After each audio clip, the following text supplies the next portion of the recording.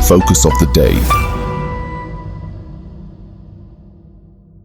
Recently the Hindu में article आया है 50 साल पूरे हो चुके हैं प्रोजेक्ट टाइगर के। यहाँ पे कुछ चीजें हैं जैसे जो क्रिटिकल वाइल्ड लाइफ जो हैबिटेट्स होती हैं या क्रिटिकल टाइगर हैबिटेट्स जो बेसिकली होती हैं इनके राइट्स, प्लस जो फॉरेस्ट ड्वेलर्स होते हैं जो फ्री फॉरेस्ट ड्वेलर्स हैं इनके रिहेबिलिटेशन में रीलोकेशन में क्या प्रॉब्लम्स आते हैं, 2006 का अमेंडमेंट क्या कहता है, कैसे कैसे एक्ट्स है। इसके अलावा यहाँ दो एक्ट्स काम करते हैं, एक फॉरेस्ट राइट एक्ट और उसके अलावा वाइल्ड लाइफ प्रोटेक्शन एक्ट, इनके क्या क्या रूल हैं, कंसर्न्स क्या है इस प्रोजेक्ट से related. After that we will be solving out today's prelims and the mains practice question which is based on this topic. So अगर हम प्रोजेक्ट टाइगर की बात करें, सो प्रोजेक्ट टाइगर 1973 में प्रोजेक्ट टाइगर ने जो है भारत के टाइगर रिजर्व जो थे इनको इंट्रोड्यूस किया था और रैपिडली इसके बाद इनका स्टेटस बहुत ज्यादा बढ़ा है। टाइगर रिजर्व जो हैं ये इनको स्टैट्यूटरी कैटेगरी मिली 2006 में जाकर के, और आज जो टाइगर रिजर्व्स हैं इनको वर्ल्ड वाइड हेल किया जाता है, खासकर की जो भारत की जो सक्सेस स्टोरी है एनवायरमेंट ऑफ फॉरेस्ट कंजर्वेशन को लेकर के and in this age of climate change. Now अब देखा जाए तो 1973 में केवल 9 टाइगर रिजर्व्स थी एंड नाउ आज हमारे पास लगभग 54 टाइगर रिजर्व्स हैं जो कि भारत के 18 स्टेट्स में आती हैं। अब देखा जाए तो ये जो टोटल है ये टोटल भारत का 2.38% एरिया कवर करती हैं। अब क्रिटिकल टाइगर हैबिटेट्स जो होते हैं ये लगभग कवर करते हैं 42,913 स्क्वायर किलोमीटर, या फिर कहा जा सकता है कि लगभग 26% जो एरिया है नेशनल पार्क और वाइल्ड लाइफ सेंचुरीज के अंदर उनका 26% जो है वो क्रिटिकल टाइगर हैबिटेट्स के अंदर आता है। जो इनिशियल टाइगर काउंट था 1972 में ये लगभग 1827 काउंट था और ये पग मार्क मेथड था जिसमें इनके पग्स देखे जाते थे जहां जहां इनके पैरों की छाप रहती थी। एंड 2022 में अगर हम इनकी बात करेंगे तो आज जो इनकी कंडीशन है वो लगभग 3000 से 3900 के बीच में हमारे पास टाइगर्स हैं और इनको कैमरा ट्रैप मेथड जो होता है कैमरा लगा के उनके थ्रू देखा गया है। जो इंडिया है ये क्लेम करता है कि वर्ल्ड का 70 to 75% जो वर्ल्ड के टाइगर्स हैं वो हमारे यहां मिलते हैं और ये 6.1% के रेट से एनुअली यहां जो रेट है वो भी ग्रो हो रहा है। वाइल्ड लाइफ प्रोटेक्शन एक्ट जो 1972 में आया था इसने नेशनल पार्क्स और वाइल्ड लाइफ सेंचुरीज एस्टैब्लिश किए थे और फॉरेस्ट ड्वेलर्स के जो राइट थे इनको अल्टर किया था।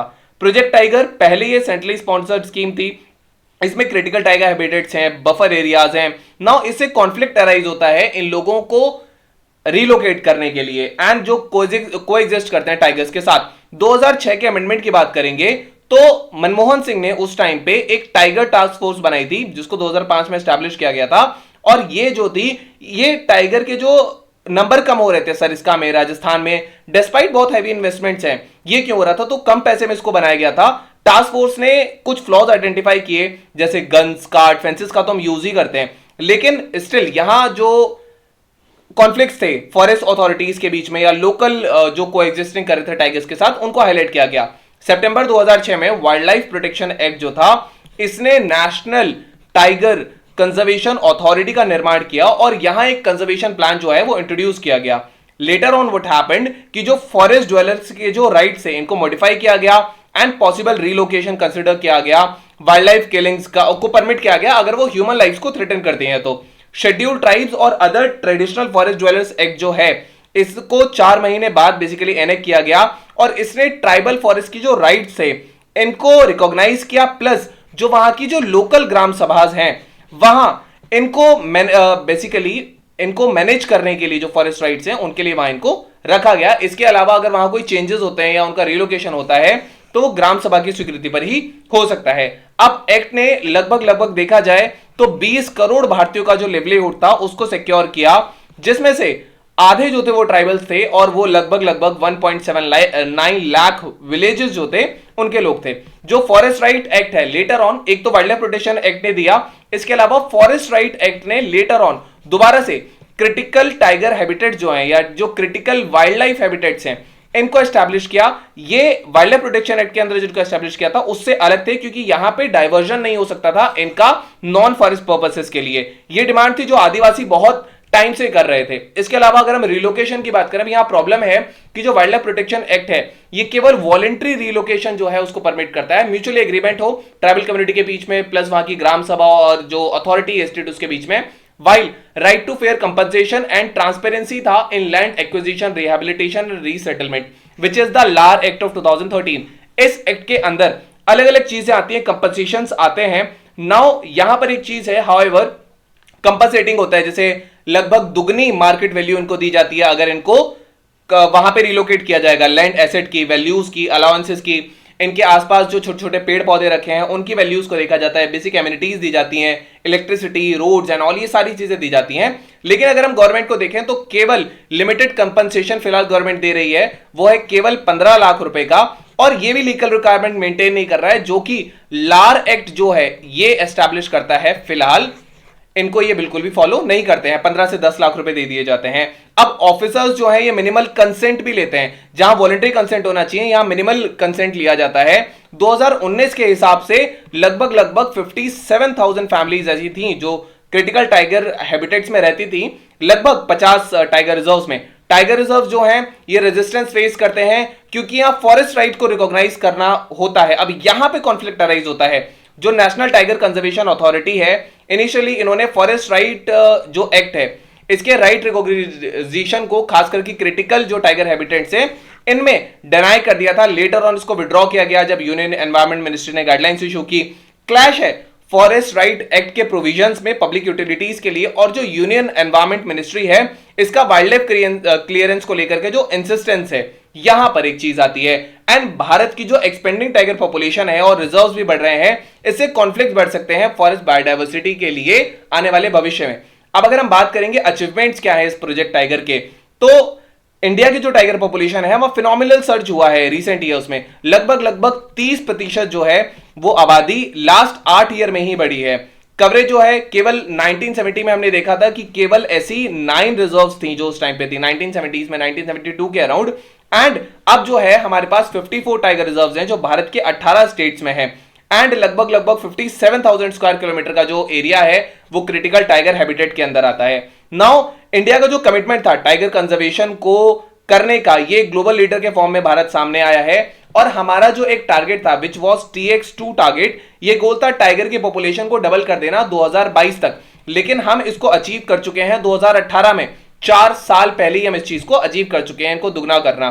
तो ये जो था ये सेंट पीटर्सबर्ग डिक्लेरेशन था टाइगर कंजर्वेशन में, उसके तहत था। लगभग 70 to 75% जो वर्ल्ड की टाइगर पॉपुलेशन है वो हमारे बॉर्डर्स में है, और इंडिया एक पावरफुल एग्जांपल सेट करता है बाकी कंट्रीज के लिए फॉलो करने के लिए। अब कुछ कंसर्न्स हैं प्रोजेक्ट टाइगर को लेकर के जो उठ के आते हैं।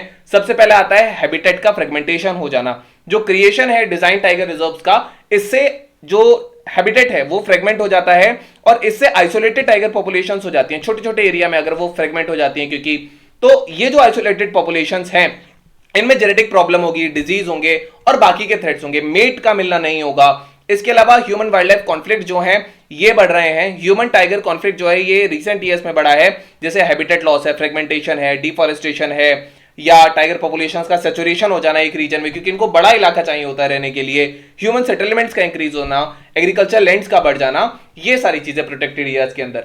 नाउ लिमिटेड जेनेटिक डाइवर्सिटी है, जो एक्सपेंशन है टाइगर पॉपुलेशन का, ये डेजिग्नेटेड रिजर्व में अगर केवल हम इनको डेजिग्नेटेड रिजर्व में रखते हैं तो यहां पे जेनेटिक डाइवर्सिटी इनको नहीं मिल पाती है।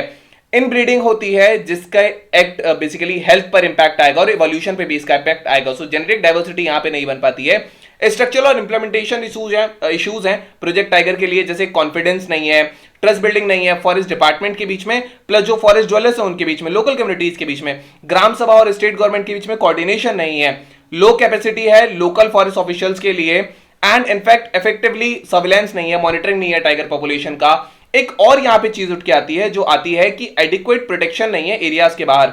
अगर देखा जाए एट पर the latest cycle all India tiger estimation 2018 के हिसाब से लगभग 35% जो भारत में टाइगर मिलते हैं वो अपने प्रोटेक्टेड एरिया के बाहर थे, वो टाइगर रिजर्व के बाहर थे। अब इश्यूज उठते हैं रिहैबिलिटेशन, रीलोकेशन जो वहां से लोगों का करना पड़ता है, क्रिटिकल टाइगर हैबिटेट से कंसेंट नहीं लिया जाता, लार एक्ट के तहत जो है जो उनको चीजें मिलनी चाहिए थी वो उनको नहीं दी जाती, मिनिमम कंपनसेशन दिया जाता है, उनके जो राइट्स हैं वहां उनके इंफ्रिज हो जाते हैं। इसके अलावा फाइनेंशियल कंस्ट्रेंट्स हैं कुछ टाइगर रिजर्व्स में एक्टिविटीज जैसे रिस्टोरेशन के लिए, हैबिटेट्स के लिए, तो यहां कुछ फाइनेंशियल कंडीशंस भी आती हैं। After that now we have today's prelims practice question. The question asks which of the following statements about the project tiger and its impact on the forest dwelling communities is most accurate?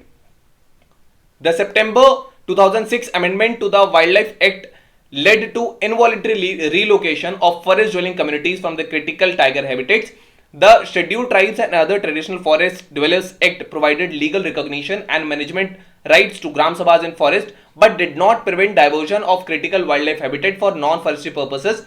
Project Tiger successfully increased the tiger population in India to 75% of the world's total, while minimizing the conflict and forest dwelling communities through buffer zones and improved forest management practices. And then we have option D. It says the right to fair compensation and transparency in the Land Acquisition, Rehabilitation and Resettlement Act ensures full compensation, proper resettlement of the families relocated from the tiger reserves as mandated by the Wildlife Protection Act. So this is the इसका जो impact है वो forest dwelling communities पे most accurate कहाँ पर पड़ता है. So this is the case. Now we have our today's main practice question. The question asks, critically assess the impact of Project Tiger on forest dwelling communities in India, specifically analyzing the effectiveness of legal and policy frameworks in addressing their rights and concerns. So this was all about today's video and session. I hope you understood it very well. Thank you. Have a nice day and stay tuned with Analyst IAS for your better preparation.